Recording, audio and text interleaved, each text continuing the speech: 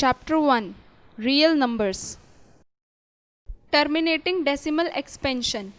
In P by Q, if prime factorization of Q is in the form of 2m5n, where m and n are whole numbers, then P by Q have decimal expansion which terminates. Non-terminating repeating decimal expansion. If P by Q is a rational number and factor of Q are not in the form of 2m into 5n, then it is non-terminating repeating decimal expansion. अब इसका क्या मतलब है? किसी भी rational number की exact value तभी निकलेगी अगर वो एक टर्मिनेटिंग डेसिमल एक्सपेंशन हो, और वो टर्मिनेटिंग डेसिमल एक्सपेंशन कब होगा? जब उस रेशनल नंबर के q की वैल्यू 2m इंटू 5n के फॉर्म में हो, मीन्स उसका डिनोमिनेटर ओनली 2 एंड 5 के फैक्टर्स हो, तो ही वो टर्मिनेटिंग होगा, अदरवाइज वो non terminating repeating decimal expansion होगा. एक्सरसाइज 1.4.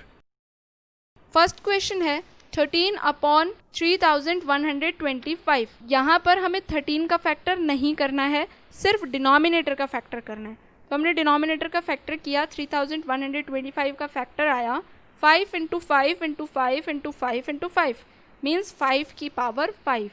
तो हम यहाँ पर इसे लिख सकते हैं 2 की पावर 0 इंटू 5 की पावर 5, क्योंकि अगर कोई नंबर अवेलेबल नहीं है तो हम उसे उसकी पावर 0 के फॉर्म में मेंशन कर सकते हैं.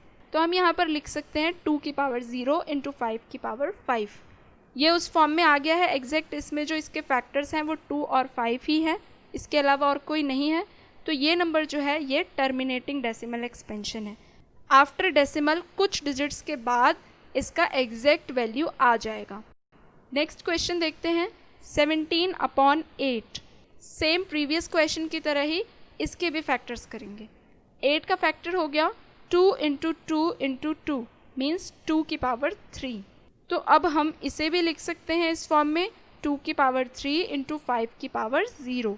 तो ये भी एक टर्मिनेटिंग एक्सपेंशन हो गया, क्योंकि ये 2m इंटू 5n के फॉर्म का है. अब नेक्स्ट क्वेश्चन है 64 अपॉन 455. 455 के जब हम फैक्टर्स करेंगे, फैक्टर्स बनेंगे 5 इंटू 7 इंटू 13. अब यहाँ पर क्या हुआ है कि 5 के साथ 7 और 13 भी आ गया, मीन्स ये सिर्फ 2 और 5 के फैक्टर नहीं है. तो ये रेशनल नंबर कैसा है? ये rational number non terminating repeating decimal expansion है, मीन्स इसकी एग्जैक्ट वैल्यू नहीं है कोई. नेक्स्ट क्वेश्चन 23 अपॉन 2 की पावर 3 इंटू 5 की पावर 2. ये ऑलरेडी फैक्टराइज्ड है और 2m इंटू 5n के फॉर्म में है, तो ये भी एक टर्मिनेटिंग डेसिमल एक्सपेंशन होगा. नेक्स्ट क्वेश्चन है 129 अपॉन 2 की पावर 2 इंटू 5 की पावर 7 इंटू 7 की पावर 5.